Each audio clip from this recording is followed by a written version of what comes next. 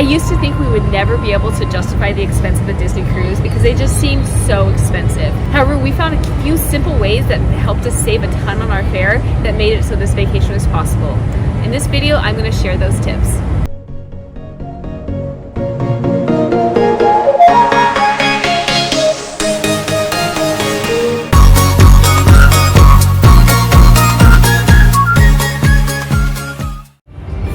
We booked a guaranteed room rate.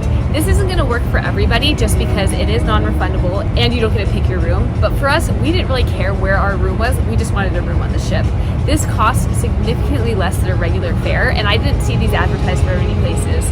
I saw these on Getaway Today, so I booked one. Basically, it guarantees that you will have a specific room type, but you just can't pick where it is, and they don't tell you where it is until a week before. I was a little bit worried because we needed 2 rooms because of our family size, so I didn't know if we were going to be next to each other. But I was pleasantly surprised when I found that they had put us in adjoining rooms right next to each other.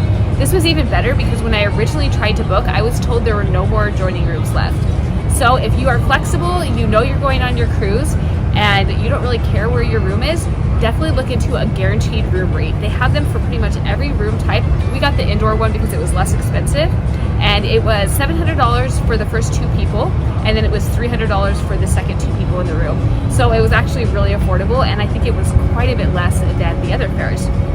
And if you're worried about if something were to happen, like a death in the family or someone got really sick, use your credit card. Look at your credit card and see if you have travel benefits. With our credit card, we have trip insurance, so if we did have to cancel a trip, they would have helped cover that if it was for one of the covered reasons. So that gave me a little bit more peace of mind booking a non-refundable room. Another way to save is to be flexible with your port that you leave from. Obviously, if you have your heart set on a specific destination, such as one of the Disney private island, you can't be as flexible. But for us, we just wanted to get on the ship. We didn't really care where we were going. So we picked San Diego because it was a lot less expensive than some of the other ports, especially the ones in Florida.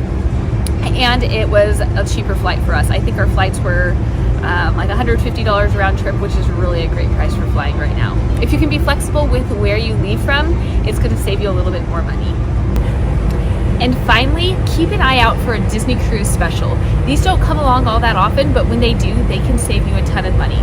Right after we booked our cruise, they had a Disney Plus special where we paid full price for the first 2 guests on certain sailings, but then the rest of the guests in your room were totally free. This was an amazing deal, and it made it so a lot more people were able to go on cruises. Obviously, if you're going at a specific time, you might have a little bit of a time crunch with figuring out when to book. But if you can be flexible, wait for a deal because they do come around. And my final tip is to use a good travel credit card. There's a lot of great ones out there, and I'll put my favorite ones in the caption. But if you use a good credit card, as I mentioned earlier, you can get trip insurance on your trip just in case of any major emergency that comes up. But you can also rack up the points for your next trip. So while it might not save you on this Disney cruise that you're planning, if you get those points, you can make it so your next trip will be even more affordable. If you have any tips for saving on a Disney cruise, I would love to hear them, and be sure to subscribe for more travel and family videos.